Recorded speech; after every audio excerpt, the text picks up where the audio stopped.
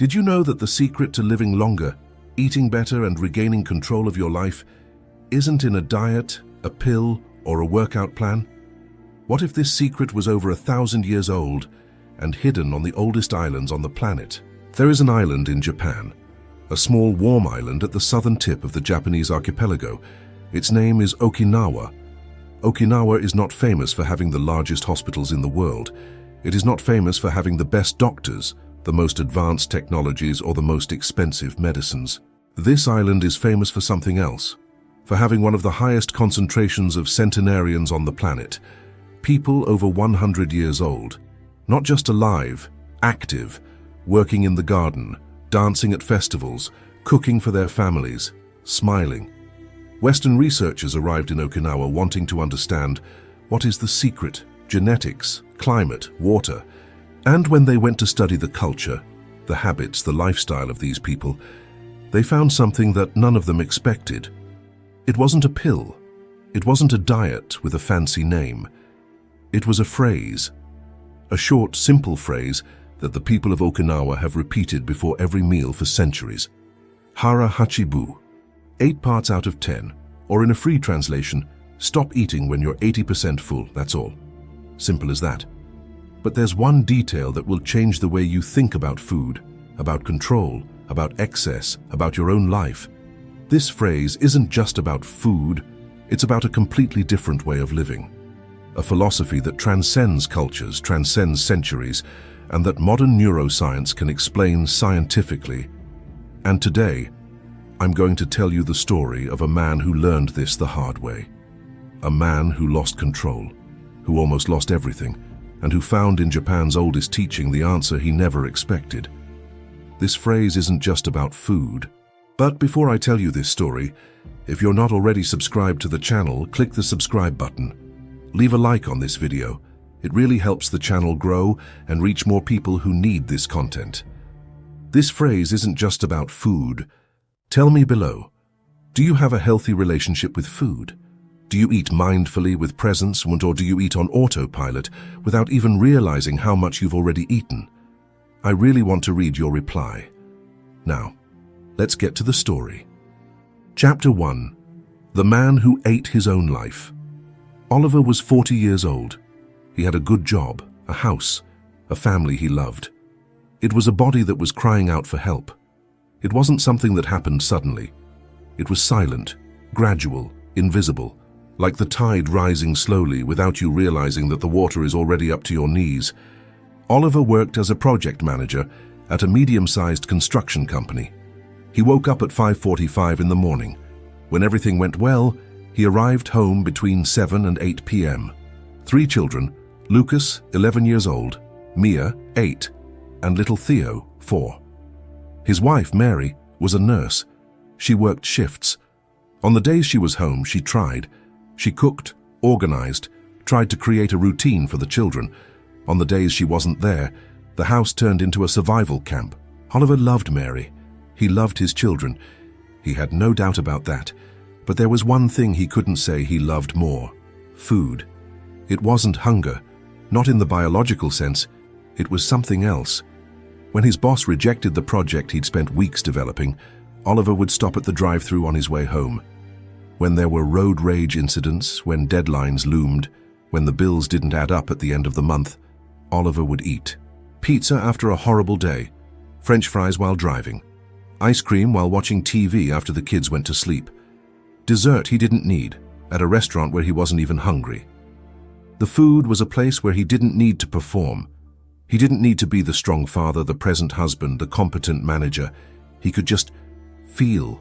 He could simply exist in that moment of pleasure, of comfort, of relief. The problem is that this comfort came at a price. At 38 years old, Oliver weighed 108 kilos. He was 1.78 meters tall. The health insurance doctor looked at the test results and said, "We need to talk about your triglycerides," in that voice of someone being polite but actually scared. Oliver thanked them, left the doctor's office, and on his way back to work stopped at Burger King. Chapter 2. What the Family Saw. Mary Go Away. She saw Oliver come home exhausted and go straight to the refrigerator before even taking off his coat. She saw him serve himself and go back to the pan without thinking. She saw him finish dinner and be on the sofa with a packet of biscuits. She didn't say anything, because when she tried to speak, it turned into a fight, and she was too tired to fight. But there was one scene she couldn't get out of her head. It was a Sunday afternoon. Theo, the youngest, was in the backyard wanting to play soccer. He stood at the door of the office where Oliver was working, yes, on a Sunday, with a little ball in his hand. "Dad, soccer." Oliver looked at his son. Then he looked at the screen, then back at his son again. "Not today, son. Your father is tired." Theo stood still for a second. Then he turned and went to play by himself. Mary, who was in the hallway, saw everything. She felt a lump in her throat. That night, after the children were asleep, she sat on the edge of the bed next to Oliver. She didn't talk about his weight. She didn't talk about his diet. She didn't talk about his tests. She simply said, "Theo waited for you all afternoon, you know. He kept asking every half hour if you were going to finish soon." Oliver didn't answer. He just stared at the ceiling. "I don't know what's happening to you, Ollie, but I know you're disappearing and the boys are noticing it." Silence. "I've scheduled an appointment for you next week. Please go." "Mary, I already went to the doctor. They gave me a list of things to cut out of my diet, and that's not the kind of doctor." Chapter 3. The doctor's office without medicine. Dr. Mori's office didn't look like an office at all. It looked more like the office of someone who had read every book in the world and had the wisdom to put only the most important ones on the shelf. The room was small, organized with a window overlooking a well-kept garden. No anatomy posters, no hospital smell, just wood, greenery outside, and silence. Dr. Mori was a Japanese American, the son of Okinawan immigrants.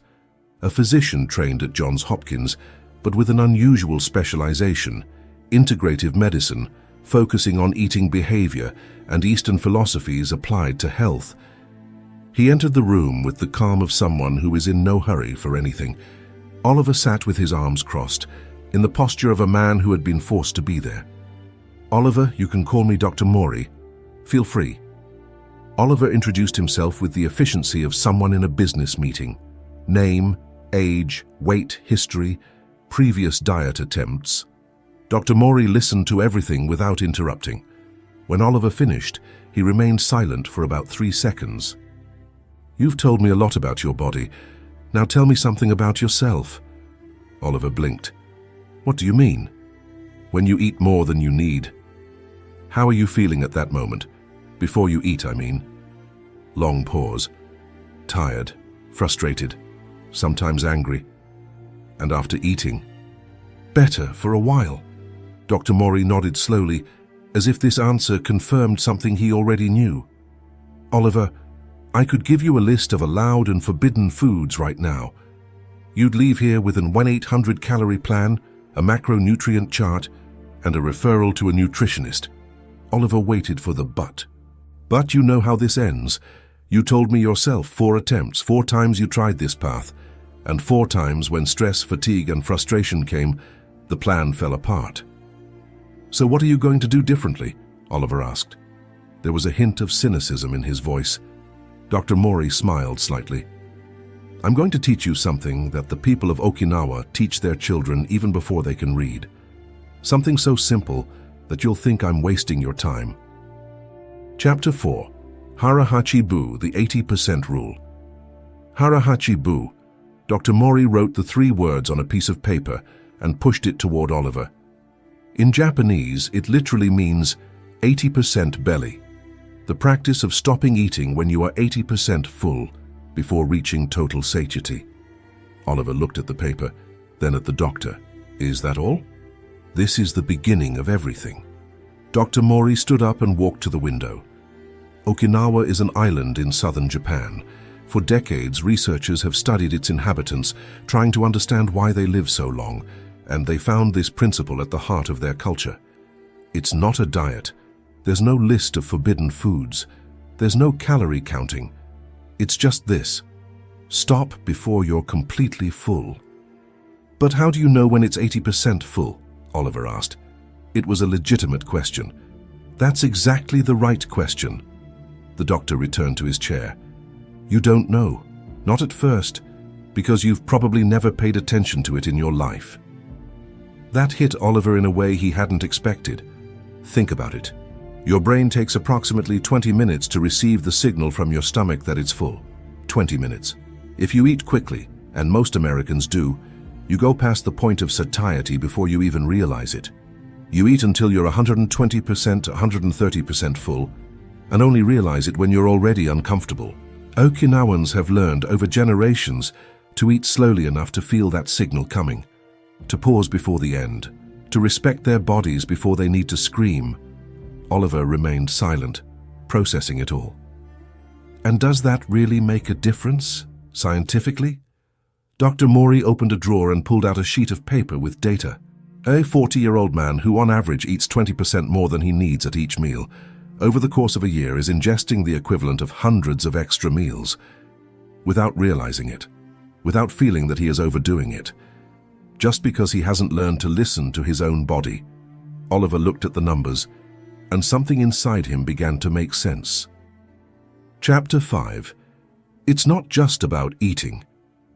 Doctor, but I understand the scientific part. The problem is that I don't eat because I'm hungry. I eat for other reasons. I know. So how does this rule solve that? Dr. Mori crossed his arms with a thoughtful expression. Oliver, Hara Hachi Bu isn't just instruction about food. It's a philosophy about moderation, about the relationship between desire and need, about knowing the difference between what you want and what you need. He stood up again. Dr. Mori was the type of person who thinks better in motion. In Japan, this idea of conscious moderation permeates everything. There's a concept called ma, which means space, pause, interval. The Japanese believe that the space between things is as important as the things themselves. The silence between notes is as important as the music. And in terms of eating, this space is the moment before putting more food on the plate. It's the pause between one bite and another. It's the second in which you ask yourself, am I still hungry, or am I eating to escape something? Oliver felt that question land on him with a weight he hadn't expected. And there's more. In China, traditional medicine works with the balance of what they call qi, the vital energy.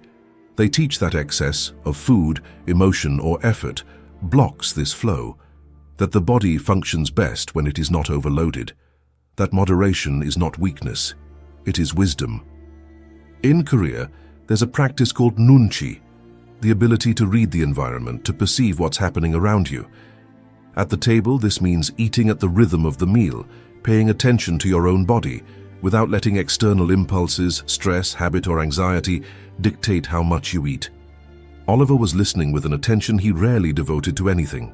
What these cultures have in common is something that the modern West has completely lost: the idea that eating is a conscious act, not an automatic response, not an escape, an act of presence, of attention, of respect for one's own body. Silence. Oliver, you don't need to stop eating what you like. You need to start paying attention while you eat. And that changes everything. Dr. Brian Wansink, a researcher of eating behavior at Cornell University, has spent decades studying why people eat more than they need, and what he discovered is disturbing in its simplicity. In one of his most famous experiments, he served soup in bowls that were refilled under the table without the participants knowing. People continued eating, well beyond the point of satiety, simply because the bowl wasn't empty. The stop signal didn't come from the body. It came from the eye. He concluded, most people don't know when they're full. They eat until something external tells them to stop. The empty plate, the finished package, the TV program ending. Hara Hachi Bu is precisely the antidote to this. It transfers control from the external to the internal, from the plate to the body, from habit to consciousness. Nutritionist and researcher Dr. Michelle May, author of the book Eat What You Love, Love What You Eat, describes the state that Hara Hachi Bu seeks as mindful eating, and she documents that people who practice this regularly not only eat less, but report greater satisfaction with their meals. They eat less and enjoy more. Because when you eat slowly, mindfully, without distractions, you truly savor the flavor. You truly live in the moment.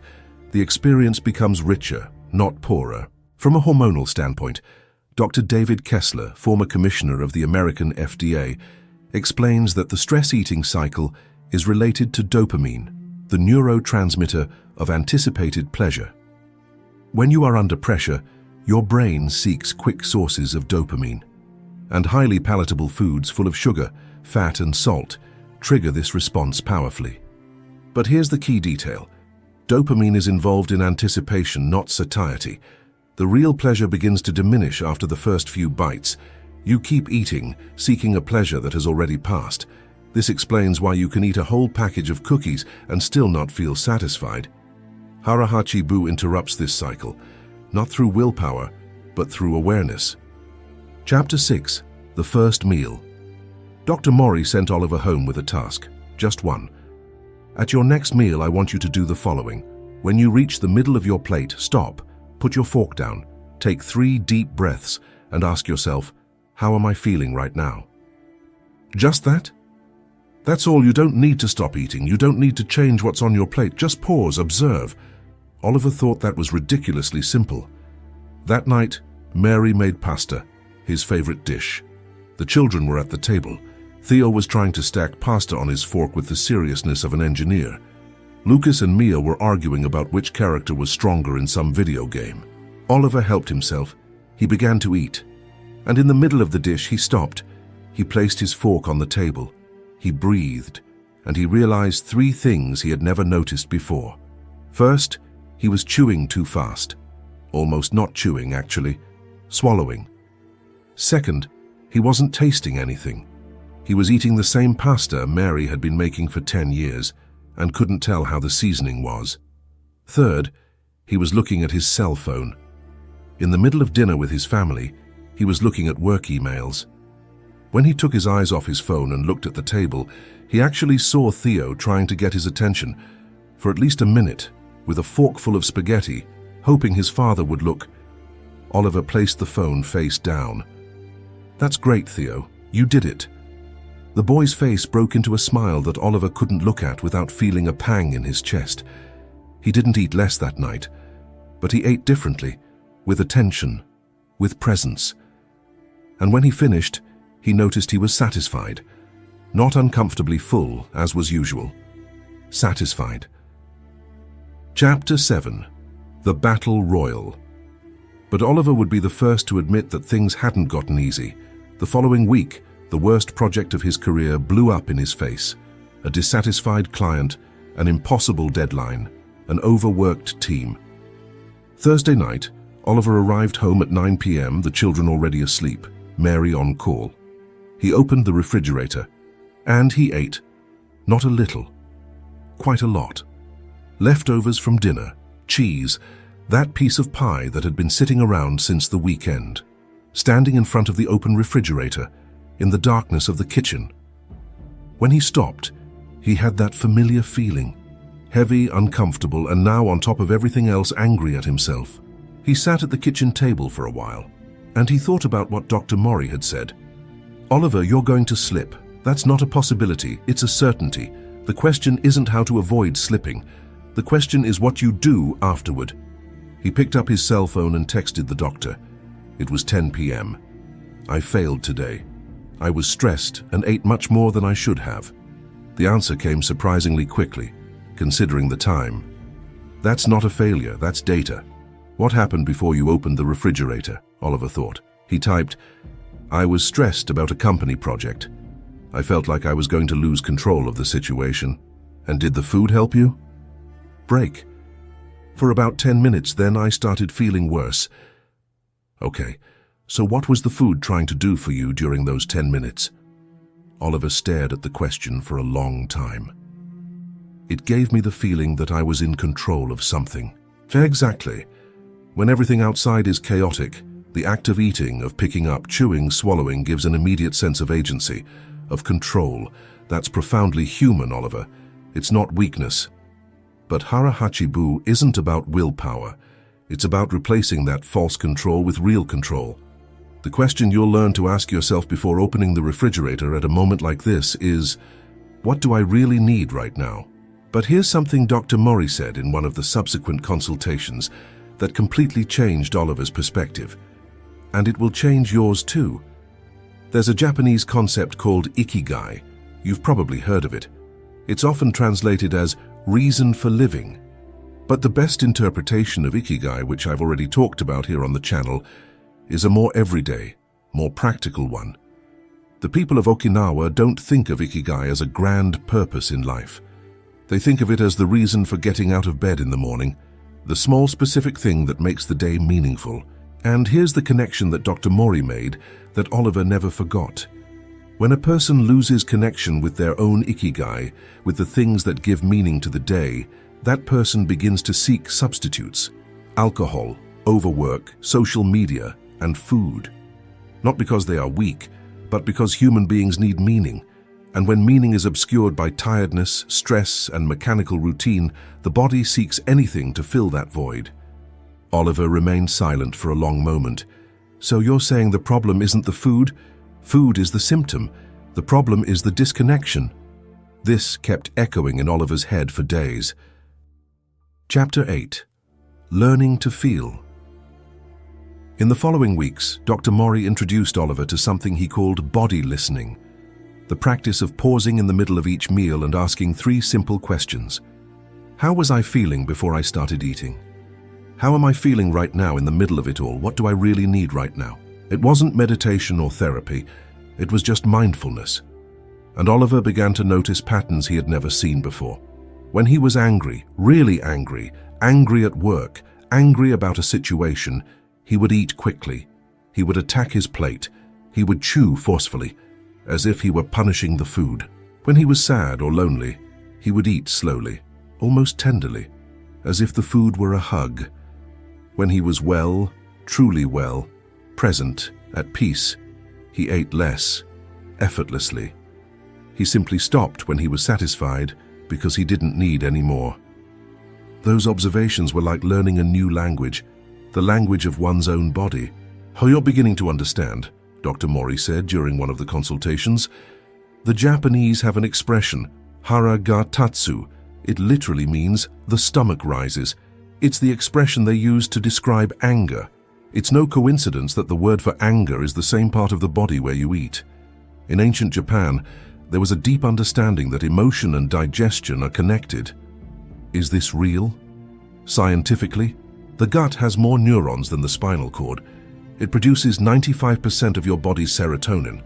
Researchers today call it the second brain. So when you say you feel anger in your stomach, you're being more accurate than you think." Chapter 9. The Dinner That Changed Everything. 3 months after the first consultation, Mary organized a family dinner. It wasn't anyone's birthday. It wasn't a holiday.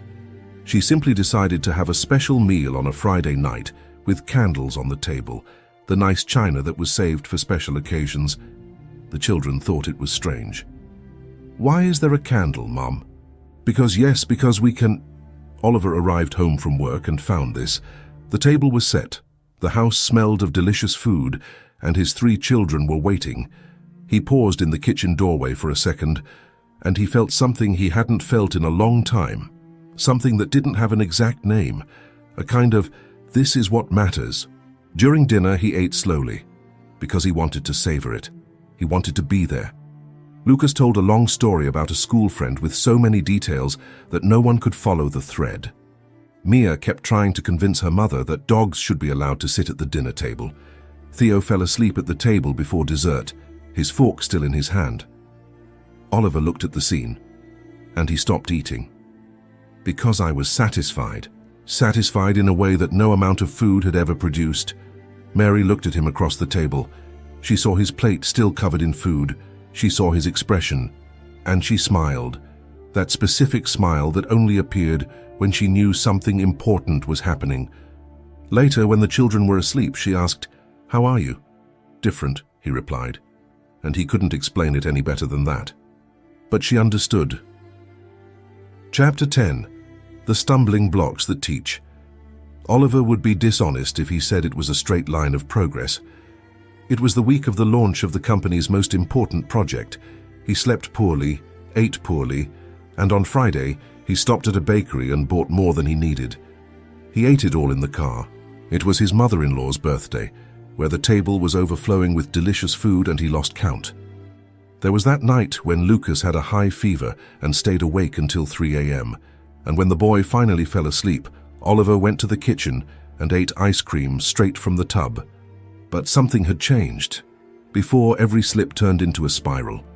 Since I ate this, so be it, I'll start again tomorrow. And tomorrow never came. Now, after each slip-up, Oliver practiced what Dr. Mori called return without judgment. Not ignoring what happened, not punishing himself, just looking, understanding, and moving on. In Japanese culture, Dr. Mori had explained, there is the concept of kaizen, continuous improvement, through small steps. Perfection is not required. Direction is required. You don't need to be perfect today. You need to be a little better than yesterday. And when you slip, and you will slip, you just need to get back on track. And wabi-sabi, he continued, the philosophy of imperfect beauty, reminds us that the crack doesn't destroy. Sometimes that's exactly where the light enters. Oliver kept that, and he used it. Many times. Chapter 11. What happened to the body? 6 months after the first consultation, Oliver returned to the health insurance doctor, the same one who had looked at the tests with concern. The doctor looked at the new test results, then at Oliver, then at the test results again. What did you do? I learned to stop eating when I was 80% full. The doctor frowned. He had been expecting to hear about diet, supplements, surgery. Just that? I learned to eat mindfully, to pause, to ask myself why I was eating before I ate. Oliver had lost 14 kilos in 6 months, without restrictive diets, without counting calories, without cutting out any food groups. My triglyceride levels had normalized. My blood pressure was under control. But what Oliver described to the doctor wasn't about numbers. I sleep better. I have more energy. I can play with my children without getting out of breath after 2 minutes. My mind is clearer at work. And you know what's even stranger? I still eat things I like, pizza on Fridays, ice cream sometimes, but I eat differently. I eat mindfully. And I eat less, naturally, effortlessly. The doctor was silent for a moment. You should give a lecture, Oliver chuckled. No, but maybe I should have dinner with my children more often. But there's a detail in this story that Oliver only discovered much later.